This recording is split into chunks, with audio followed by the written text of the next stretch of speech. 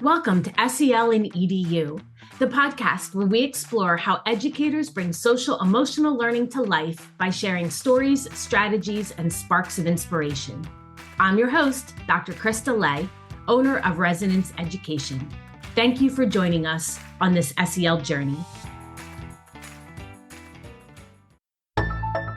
I'm Mike Brilla, host of the Inspired Teacher Podcast, a part of the Education Podcast Network, just like the show you're listening to now. Shows on the network are individually owned and opinions expressed may not reflect others. Find other interesting education podcasts at edupodcastnetwork.com. I would like to introduce Dr. Lindsay Prendergast and Piper Lee. They have collectively worked in education for over 4 decades. Today, when they are not immersed in coaching district and school leaders around powerful practices to elevate hours, brainstorming and ideating ways to help teachers and leaders do their best work for students. Over the past 3 years, Piper and Lindsay have conducted hundreds of hours of instructional rounds with educators at all levels. Their newest book, Habits of Resilient Educators, Strategies for Thriving During Times of Anxiety, Doubt, and Constant Change, is the synthesis of these observations and a message of hope for those remaining in the classroom. Welcome, Lindsay and Piper. I'm so happy to have you on today. Good morning. So excited to be here with you. Same, Krista. Always fun to chat with you and really appreciate the opportunity to share this work. And I appreciate you being up. For me, it's 11 o'clock in the morning, but I know you were in totally different time zones. So I'd love for you to share where you're coming in from. Yes, I am actually living in Oahu these days, and so it is bright and early. I believe we are 6 a.m. recording. I had to get up at 5 to make sure I got enough coffee in, and so I could make some sense here. So I'm bringing the aloha spirit to everyone.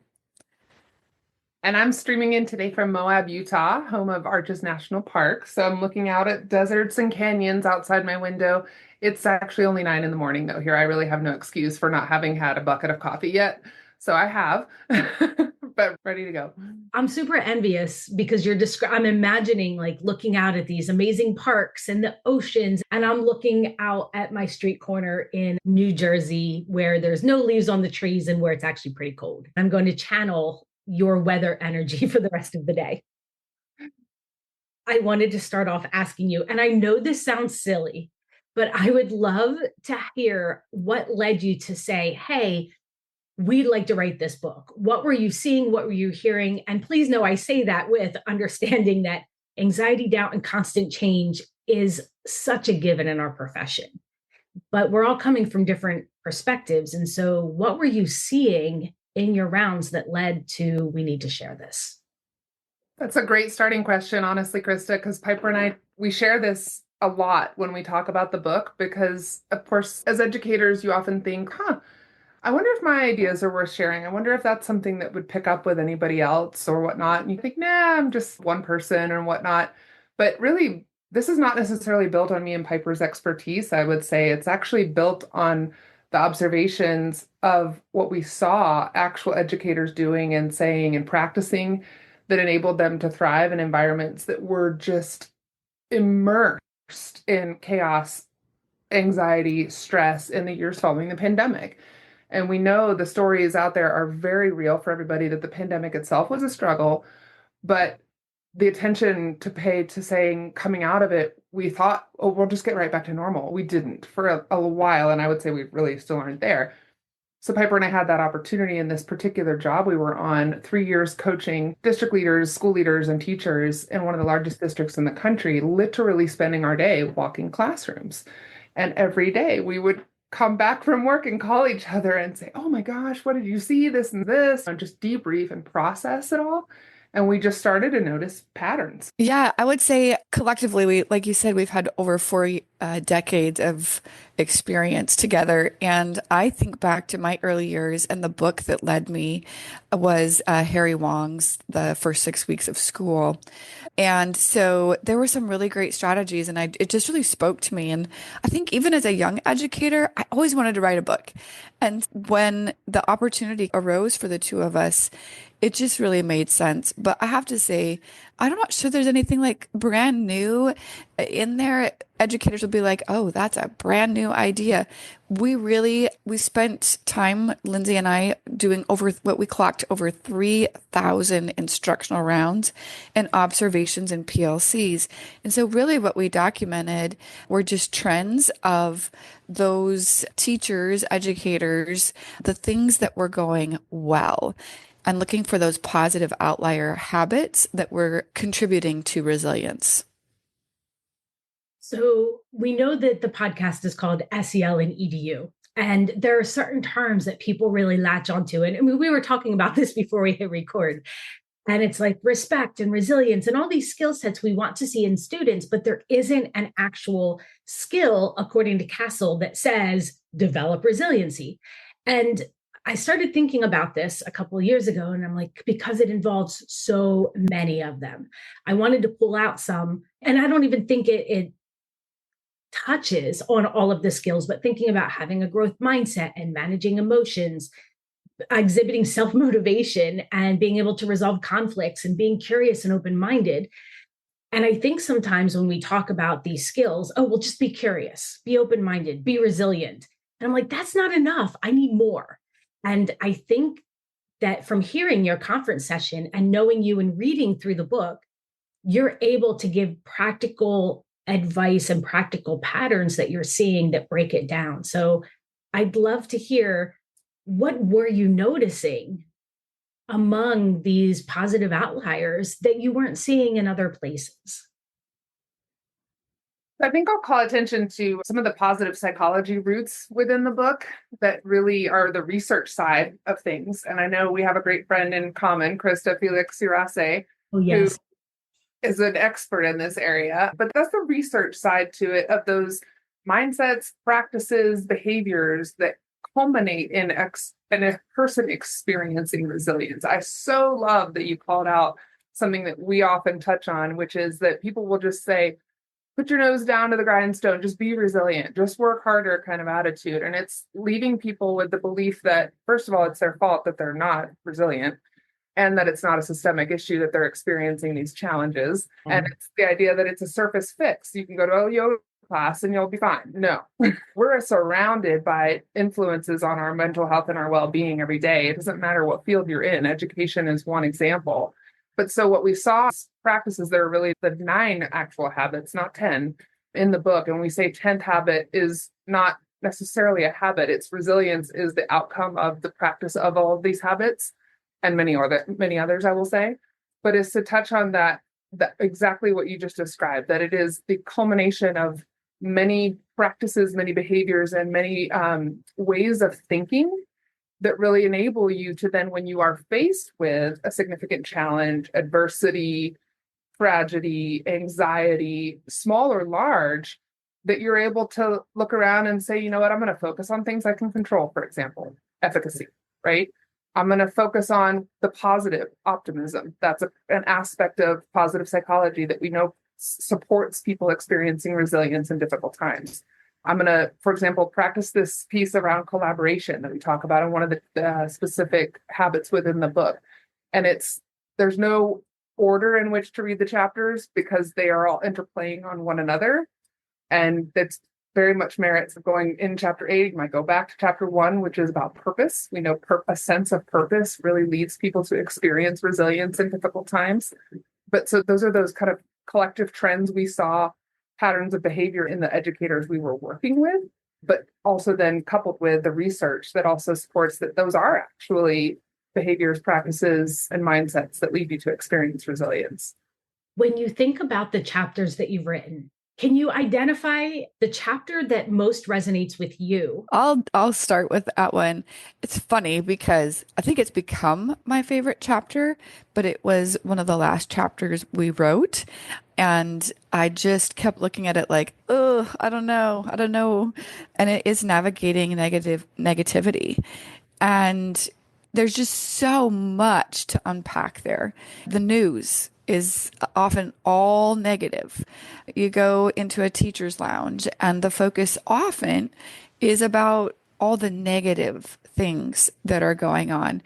And even when we look at data, often we look at the negative instead of calling out those positive outliers. What is going well? And it's that focus on the positive psychology and making sure that you're creating environments that are not allowing that loud negative voice to be the dominating voice. And so, like Lindsay said, you can go any way. The chapters are structured so that there's a scenario that people will relate to. And so I do believe in that scenario, we probably call out a teacher lounge that we were in, because when you're in schools, you happen to be in teacher lounges a lot. And we just heard so much negative, although we saw great things going on, right? And then it's followed by research in the chapters. And then we have strategies to support creating that positive outlier, those positive environments. It was really challenging to write because I shouldn't talk about the negative stuff that's going on. And Lindsay and I really did work hard those 3 years to not get sucked into that negative thought pattern ourselves, and that we really wanted to look for what's going well. And so it was a hard chapter to write, but it was a very vital chapter.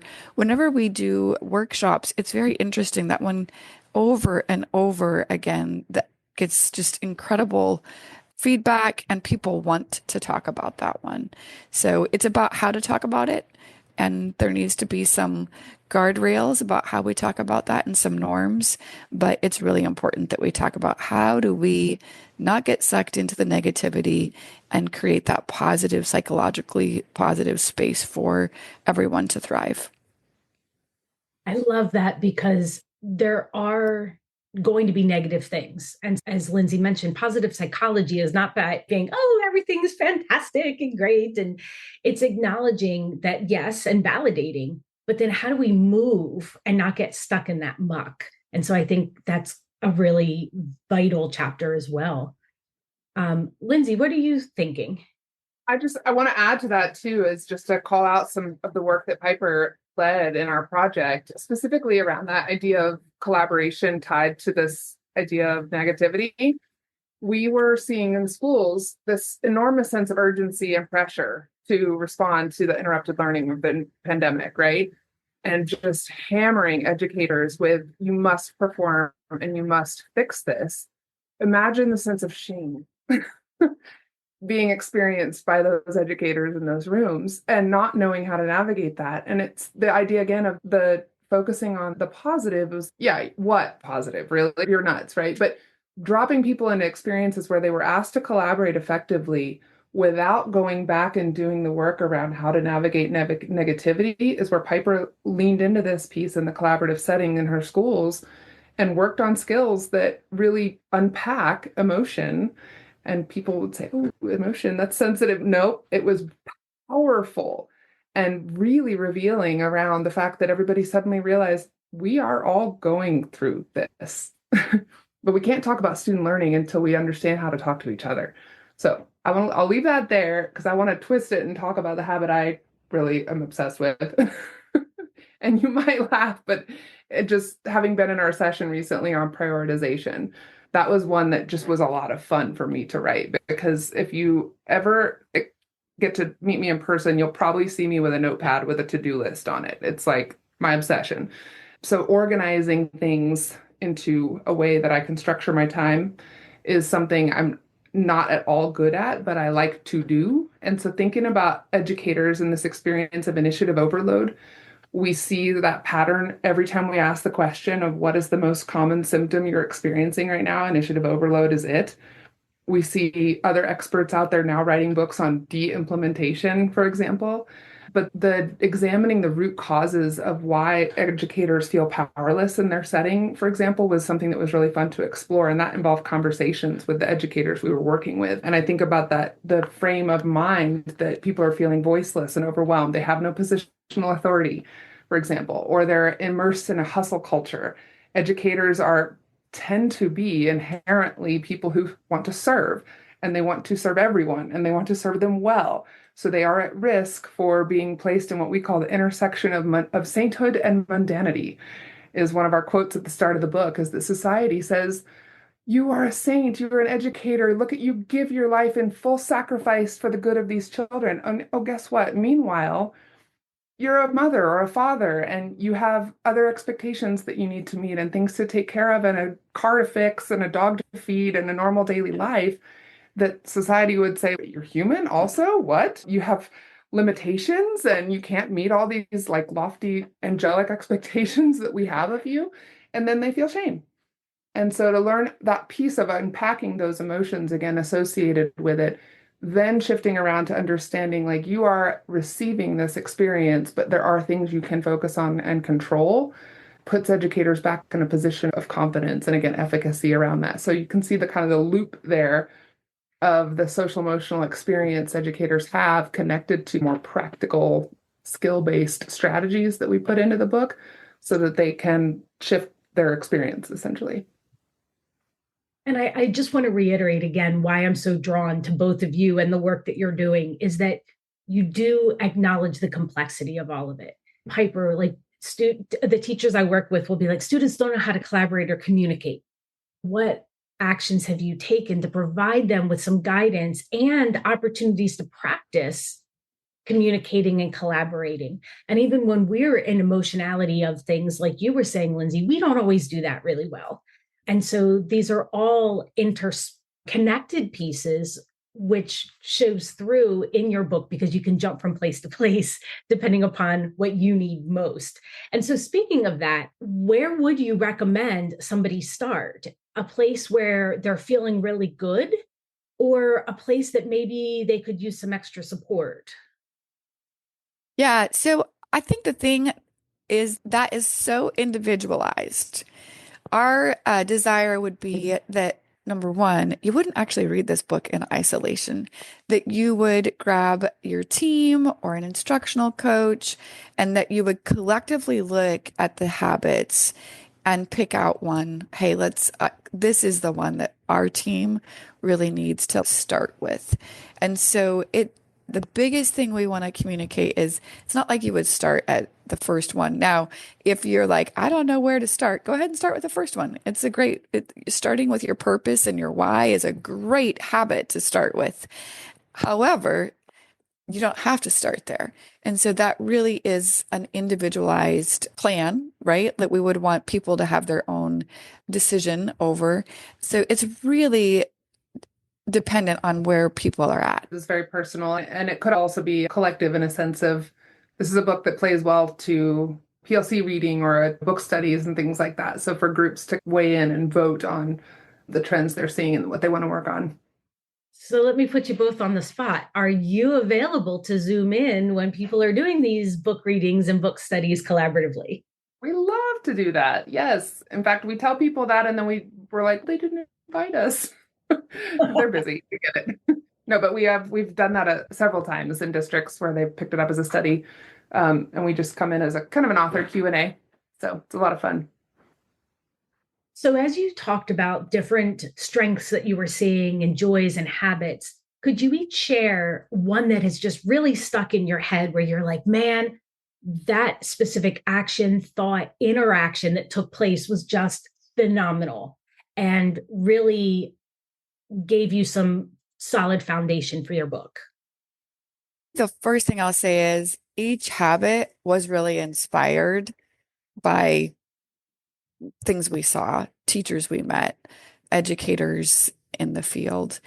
And even though we're focusing as well on the after the pandemic, we both were in the field doing a lot of coaching, leadership work, and we'd both been teachers decades before. And so these habits are not just post-pandemic. Like we had a teacher shortage and we were looking for who are those teachers? What are those habits that are creating lifelong educators? So I think the one thing for me, it really was around navigating that negativity. There was a principal that I had collaborated with for 3 years, and we would go in and watch a team that was actually really challenged with their communication with one another and even with their communication with her. And we just kept coming back to, okay, we need to figure out collaboration and communication and set up some norms. And so once we went past the norms of be there on time, be prepared, those are good norms. But we would, once she helped to support them dive into more SEL norms of like body language, verbal and nonverbal, the way we communicate. Even she and I worked really hard about just watching and supporting, making sure all voices are seen, valued, and heard. And so I feel like that experience of rumbling with not actually a great collaborative team, but watching over time as this leader enabled the educators to become the people that they really wanted to be, that really inspired me to really lean into this particular habit. That fills my heart because I think about some programs that people use around SEL that are very procedural, like we're going to show up on time, and that you took them to that next step that just is more social and emotional and difficult, but definitely contributes on a higher level to the way we interact and respond to each other. And Krista, I'm going to go a little more holistic here, I think, on reflecting on what we've built the book upon really were the observations and experiences that we saw. But now that we've had it out a year and have been out in the world sharing it, we gather the feedback from the essential strangers that are reading it and that are putting it into practice. And a really universal trend that just makes me walk out of the room and going, okay, it was worth it, is the pattern of reflection from the educators that respond to saying what was one of their biggest takeaways from the learning session or the book is two things. One, I'm not alone. And two, I can do this, right? This field is tough. But for them to have hope after reading the book, that's all we got. That's all we need. Mic drop. You're right. That's a mic drop that we can keep moving forward and together. Yeah. So if you thought about a creative or a simple approach that you have used routinely in your own life to become resilient and to persevere, what would you say is an essential habit that you have? So I'm going to lean in on prioritization again. Don't laugh. But it's from the scope of, I would say, or the perspective of thinking about the mindset that we know contributes to resilience, which is focusing on things I can control. Like you, like Piper, like anyone listening to this right now, you probably have 3,000 things on the to-do list of your own, right? And it's easy to become overwhelmed and feel like none of it's ever going to get accomplished. And we get decision analysis paralysis, for example. But I have learned through the writing of the book and built upon experiences I've had in the past to focus on things I can control and to look around. And we put this work into our trainings a lot too about the triage mindset of a emergency room doctor, right? Focusing on being in ready mode is there's a lot of things I can't do right now, but this I can. And it helps me to start a day and think about that list is only going to get about that much smaller. And that's okay. Life will go on, right? I'll still be productive. I'll still be effective. I'll still be helpful. I'll still feel good about what I do. And then I'll work on the next piece tomorrow. And so it's just simultaneously focusing on what you can control and releasing yourself from the association of negative emotion with things you can't. And I think, like you mentioned earlier, the shame that we sometimes put on ourselves that goes along with that. 100%. I'm going to go super basic with the habit of procedures and routines because sometimes I have a lot of life going on, right? Like I'm not just an educator, author. I also am a mom to 4 adult kids, 2 daughter-in-laws, 3 grandpups, and 2 of my own. And so there is often a lot of chaos surrounding me. I also am, I'm going to call it a right brainer. I'm very creative. And so that comes with both strength and some challenges. So I know that if I don't stay super organized and I don't have some very clear procedures and routines, life's going to spin out of control, even to the point of Lindsay and I travel a lot for speaking engagements. And like my keys have to go in a certain Ziploc of my backpack, or it just gets crazy, right? And even I think about the two of us staying in a hotel room. It's a little chaotic, but it's controlled chaos, right? I still in those spaces know where certain things need to go so that we can get to the speaking engagements that we have. Because what happens when you have students or when Lindsay and I are together, we are so like just creative and talking, and we don't necessarily pay attention to all those details that need to take place. And it's the same in the classroom, right? Like you got 30 kids potentially coming at you with all of their needs. And if you don't have really clear procedures and routines, it can spin out of control very quickly. And so for me, that habit has been one that when I start to feel overwhelmed, I step back and go, where are your procedures and routines at? What's out of line? What do you need to step back and make sure you get back in order? And that really helps to calm those seas down. I'm smiling because both of you are sharing things that I struggle with. And I've always been I'm not setting New Year's resolutions because I never keep them. I know this about myself.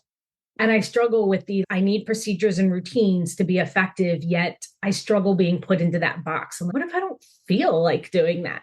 But as I'm getting older, I'm understanding the value of the prioritization and the creating clear and consistent routines and procedures to be my best self.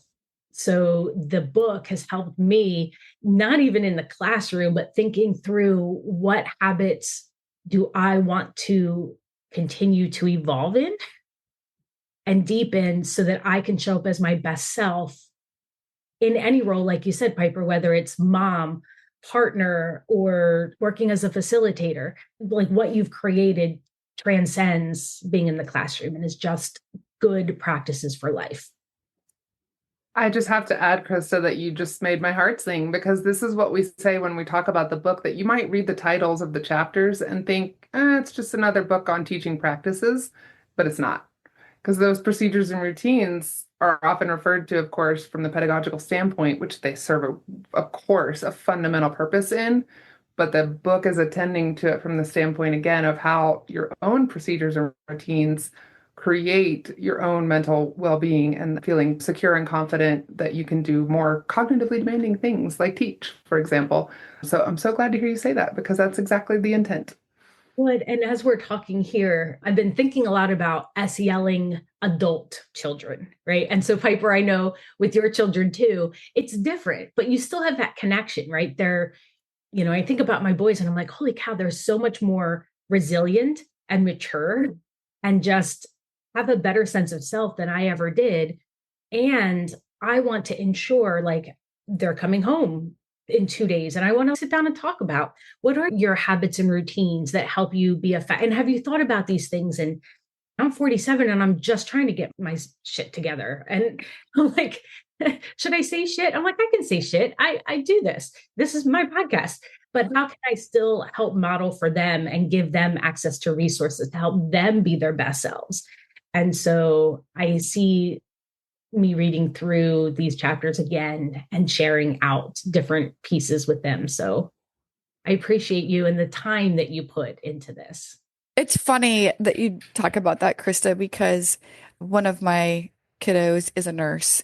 And just yesterday, we were talking about some of the habits that are needed that are not just, this is not necessarily just for educators. And I keep teasing her. I'm like, are you ready to write the habits for nurses yet with me?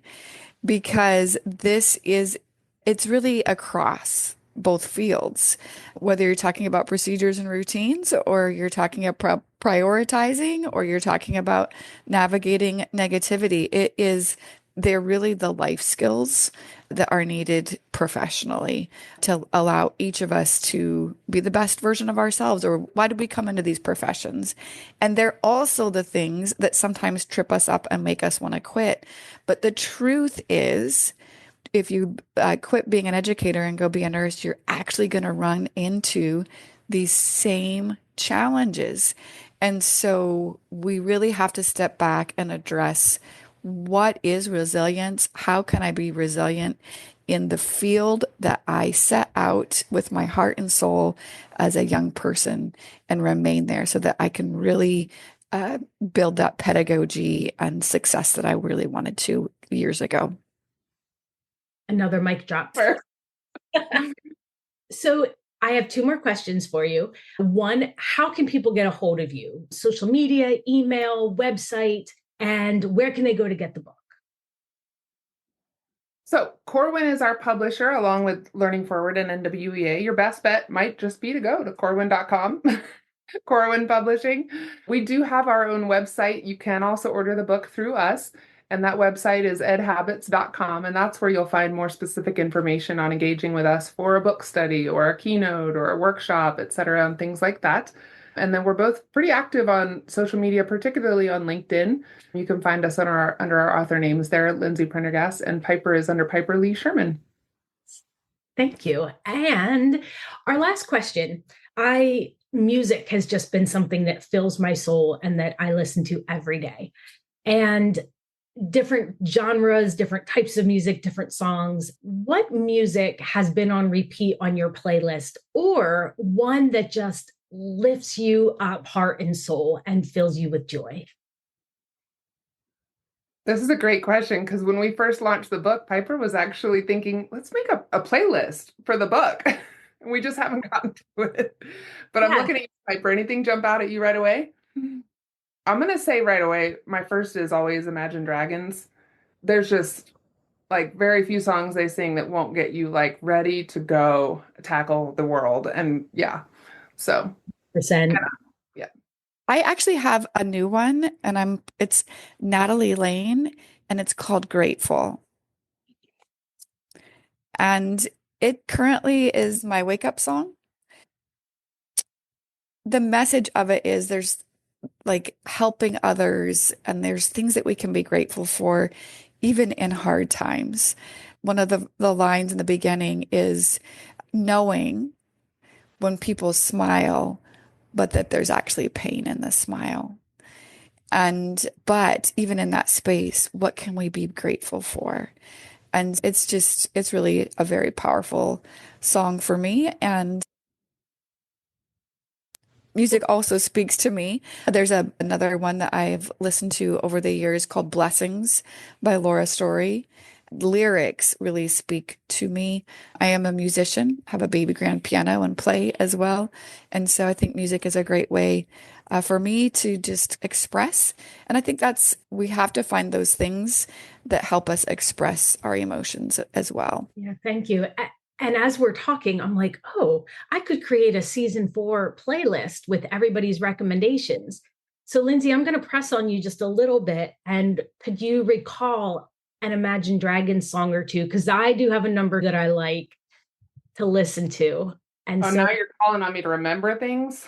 Thunder is like my go-to, honestly. Thank you both so much for your time. I cannot recommend your book enough that I would love to see everybody go out and get a copy. Have those group PLC collaborations across grade level, vertical, horizontal, across buildings with leadership. Reach out to Lindsay and Piper because they are two of the best people I've known. And I'm so happy I got a chance to see you both in person. And Piper, I got to meet you in person, which is amazing.